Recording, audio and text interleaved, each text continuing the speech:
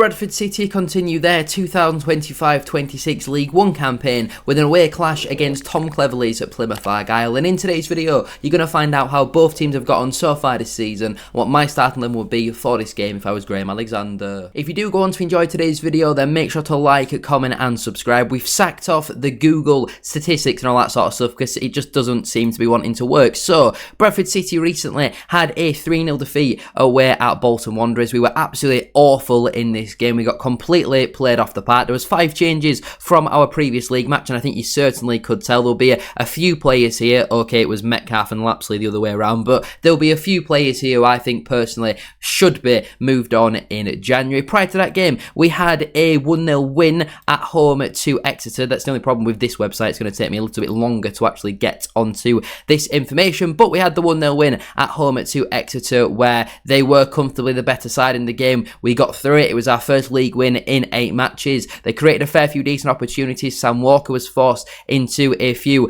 pretty important saves throughout that game, but like I say, we got through and just got the job done. Prior to that, we had a 0-0 draw away at Bolton Wanderers in the league. Again, similar to the EFL Trophy game, but in this one we're actually much better defensively. First half, they completely dominated us, played us off the park, but in the second half, we gave it a little bit more of a go. I don't even think we had a shot in the first half, but second half was much more in favour of Bradford City, and who knows, on another day we could have maybe nicked that one quite late on. Prior to that game, we had a 3-1 defeat away to Doncaster in the EFL Trophy. First half we were really good in this game. Second half though, at half time obviously they brought on 4 first team players, and then the second half we did just completely fall apart. They scored a couple of pretty easy goals in all honesty, and our EFL Trophy campaign in our first couple of matches was quite good, but we ended it absolutely awful, and obviously now we have been dumped out by Bolton. And then prior to that one, we had a 2-1 defeat at home to Burton Albion, which was probably pretty deserved. Burton were comfortably the better side in the first half. They did a job on us. Second half, we got back into the game more, especially once Andy Cook came onto the pitch. We got a penalty back through Bobby Poynton, but a disappointing result there. And I think with us only having 3 wins in our last 13 matches, a win here against an out-of-form Plymouth side is must for Bradford City. Compared though to at Plymouth Argyle, who recently had a 1-0 win away at Leyton Orient in the EFL Trophy. Looking at the stats from the game, it did seem quite even in some statistics, but Plymouth have obviously had a couple of more shots, created more XG as well, and it was Laurent Talai who scored a last-minute winner in this one. Now, we'll get onto it in a moment, but he's actually suspended for this game against Bradford City. Some teams take the EFL Trophy really seriously, others don't. Tom Cleverley is obviously absolutely buzzing that they're through to the next round. It's kept him in a job probably until the next round does come around. Prior to that one, they had a 3-0 defeat at home to Northampton where they conceded some pretty soft goals. Laurent Talai stupidly got himself sent off. I think he kicked someone or maybe elbowed someone off of the ball, and obviously he's now going to be suspended for the next 3 games, which is big news for Bradford City because he's pretty much the only goal threat at Plymouth. But some of the goals, especially the third goal, was far too soft from a Plymouth point of view. Prior to that game then, they had a 1-0 win away at Port Vale in the league. Laurent Talai scoring the only goal of the game against his former side. It didn't look like the most entertaining of matches, and Plymouth really struggled to create anything, but as we know, I know Port Vale won 5-0 on Tuesday night, but prior to that they hadn't scored since like the beginning of October. They're really struggling for goals again prior to their EFL Trophy win on Tuesday, but this was a big win for Plymouth.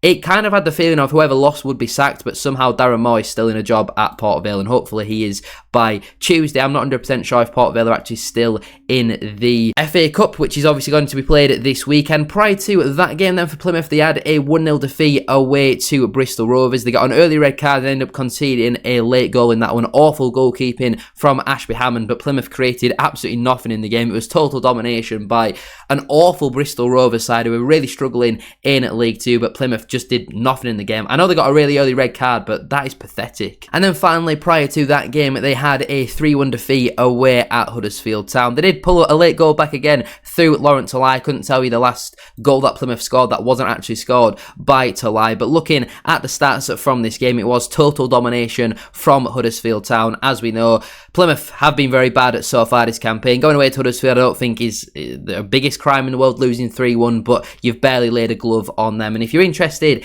in the league table, we'll quickly go back onto the starter screen and then go over to standings. Obviously, Bradford City, third in the table, 17 games played, 8 wins, 7 draws, and just 2 defeats. Scored 25, conceded 18, leaves us on a positive 7 goal difference and 31 points. Our last couple of matches then have been a win, a draw, a loss, a draw, and a draw. Compared it to Plymouth, they're down in 23rd after 17 games. They've got 5 wins, just 1 draw for them so far this campaign, and 11 defeats. Scored 19, which isn't awful compared to a lot of the teams around them, but they conceded 31, comfortably the most in the entire division. It leaves them on a minus 12 goal difference, again the worst in the division, and at 16 points. Their last 5 games have been a loss, a win, a loss, and a loss. If Bradford City don't win this one, that wouldn't be ideal, would it? It wouldn't be ideal. You will have to let me know down below if you prefer the previous format or this format when we're going through both teams' recent form. But before we do go any further with today's video, please make sure to drop a like on there for me and subscribe to the channel as well. If you are new, can we try and hit 140 likes on today's video? And don't forget to get your thoughts in down in the comment section down below. Let me know down below your score prediction for this match. What would your starting 11 be as well? Me personally, I'm backing Bradford City for a 2-0 away win. In terms of my team then for this game, now recently we have played the 3-4-2-1 quite a lot, but I think over the last 6 or 7 games, Bradford City are getting exploited far too easily in our midfield, and with Bobby Poynton suspended for this game, it gives us the perfect excuse or opportunity to go to the 3-5-2, 3-1-4-2, which we have previously played a lot under Graham Alexander. We actually only changed away from this formation when Andy Cook got suspended and then subsequently picked up his injury. But in goal for me, I would go with Sam Walker. Yes, conceded 3 goals on Tuesday night against Bolton in the EFL Trophy, but the first 2 I don't think he can really do anything about. The 2 great finishes from Sissoko. I know he gets his hand to the second one, but it's still a really good finish. The 3rd goal as well, again for me, no real blame on Sam Walker. It's just a well-worked goal from Bolton. Prior to that match though, he had kept back-to-back clean sheets, so hopefully he can make it 3 league clean sheets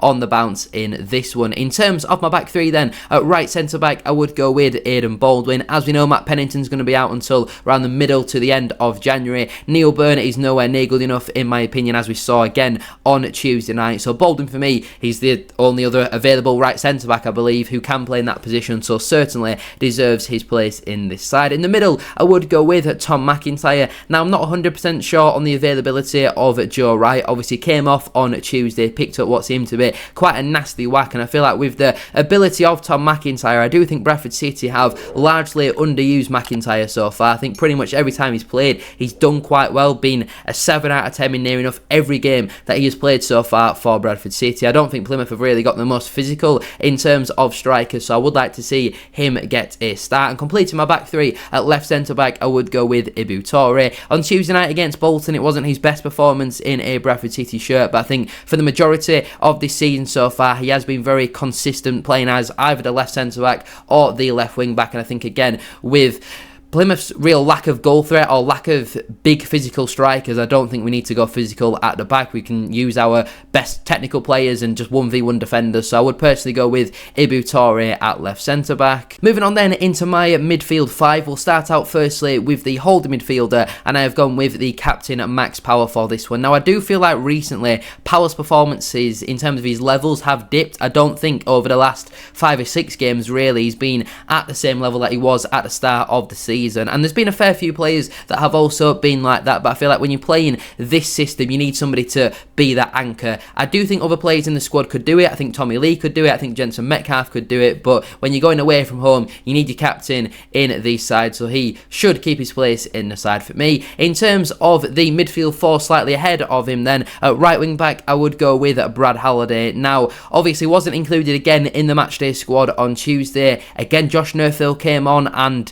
didn't play particularly well. It seems like a lot of teams have figured out Josh Nerthil, that he is largely a one-trick pony. He'll try and go on the outside and beat you for pace. He really does struggle to come inside and use his left foot. He always wants to go on the outside, and I think it's been over 2 months now since Josh Nerthil's had a really good game for Bradford City. And Alexander says that Halliday can't get into the team based on form, and there's a couple other players as well that they're not being picked on what they did 12 months ago or 18 months ago, but Josh Nerthil surely isn't getting picked on what he's done over the last 2 months, because because I don't think he has been up to the same standards in my opinion. So I would personally go with Brad Halliday for this game, but I am expecting Josh Neufville to keep his place in this side. In terms of my two central midfielders then, firstly I would go with Anthony Sarcevic, obviously an unused substitute on Tuesday, but was back in the starting 11 against Exeter. Pretty sure he played it the entire game in that one, and he's just a very important player for Bradford City, obviously playing against one of his former clubs as well. I think Sarcevic is loved down at Plymouth, and you can certainly see why. He is a very influential player at Bradford City. When he's fit, when he's available, absolutely has to be started. And partnering him in the midfield, obviously Bobby Poynton is suspended for this one. Alex Patterson came off at half-time against Exeter, and we've not really heard much about Alex Patterson. Wasn't included in the matchday squad on Tuesday, so I would personally go with Jensen Metcalf. I thought, again, he was Bradford City's best player on Tuesday against Bolton. Looked a little bit out of position, as you could probably tell, against Bolton in the first half, where he was playing as an attacking midfielder. I don't think that's his position whatsoever, in my opinion, but when he went into the central midfield role in the second half, I thought he was outstanding in there, just looked a level above pretty much everybody on the park, including the Bolton players. I was really impressed once again with Jensen Metcalf, our only bright spark to come out of Tuesday, so I do think he deserves another opportunity. And completing my midfield five, at left wing back, I would go with TYREIK, right? As we saw on Tuesday, Lewis Richards came off at half-time with what seems to be a hamstring injury. Looks like it's a different hamstring that he injured at the end of last season, but again, a big blow for Bradford City, because I thought Richards was steady away in that first half. But TYREIK Wright, despite a poor start against Exeter, I thought ended the game pretty solidly. I don't think was included in the matchday squad on a Tuesday, but he obviously got his move at Plymouth, and his time there didn't really work out. A lot of their fans were heavily critical of TYREIK Wright, and I do think he can be quite inconsistent. He can do a good thing, then do a bad thing almost straight after it, but on the whole, I do think he's been dependable in that left wing back position on the whole so far this campaign. And finally, completing my team as my two strikers, firstly I would go with Andy Cook. I feel like if you're playing two strikers, Andy Cook has to start. Give him his first league start. The definition of insanity is doing the same thing over and over again and expecting different outcomes. Will Swan hasn't scored a goal since the 6th of September. Stephen Humphries only has 2 league goals so far this campaign, and Callum Kavanagh hasn't really kicked a football. I don't think he's actually played a game as a striker for Bradford City. Andy Cook has history of scoring goals, and yes, it was 12 months ago, 18 months ago, but when your strikers aren't scoring, our strikers have scored 1 goal between them since the beginning of September. Give Andy Cook an opportunity, let him start this game. I think in a 2-striker system, he would work perfectly, and he would create the space for somebody like a Will Swan, who I would partner him with for this game. I feel like Stephen Humphries could also do that role, but when you've got TYREIK Wright, who's going to be wanting to attack down the left-hand side, Humphries is going to want to float out onto that left side, and they could maybe get in each other's way. But I think a front two of Andy Cook and Will Swan could work perfectly. I think they'll complement each other very well. They're very complete in what one can do, the other can't necessarily do, and I do think that would work really well as a partnership. And again, with this tweak in the formation, it might take Plymouth a little bit of time to adapt to it, because yes, they're very similar, the 3-5-2 and the 3-4-2-1. It does take a little bit to work out who's going to be marking who. Is it 2 versus 3 or 3 versus 2? It depends, obviously, what formation that Plymouth do play, but I think that is a really strong team, and I think that team would definitely beat Plymouth Argyle in my opinion. On the bench then for me, that would leave Joe Hilton, Josh Neufville, Kieran Kelly, Tommy Lee, Alex Patterson if he's available, Callum Kavanagh, and also Stephen Humphries. The players currently unavailable are Matt Pennington, Joe Wright, I'm assuming is unavailable, but hopefully will be back. Curtis Tilt, who should be back in the next couple of weeks as well. Lewis Richards, who obviously, as I spoke about, has injured his other hamstring too last season. Bobby Poynton is suspended for this game, having picked up his 5th yellow card of the season against Exeter last Saturday, and also Nick Powell, who's still going to be out for another month or 2. So the players who miss out then through selection would be Neil Byrne and George Lapsley, who were both absolutely atrocious, really. With all due respect, they were awful on Tuesday night, and I feel like in Neil Byrne's case, has been for the majority of this season. To be fair to George Lapsley, at least he was playing out of position. I know Alexander likes to play him in that position, but he's not a right wing back, is he? Certainly not over Brad Halliday, who was player of the year a couple of years ago for Bradford City, and brilliant for his last campaign when we got promoted. But anyway, I'm going to leave it there then for today's video. If you have enjoyed, please make sure to drop a like on there for me, and subscribe to the channel as well if you are new. Can we try and hit 140 likes, as I mentioned at the start of today's video? And don't forget to get your thoughts in down in the comment section down below. Let me know down below your score prediction for this match. As I said earlier, I'm backing Bradford City for a 2-0 away away win, and also your starting 11. Do you agree or disagree with my team? What changes and formation would you make? Thank you all for watching. Have a great rest of your day, and I'll see you very soon for another one.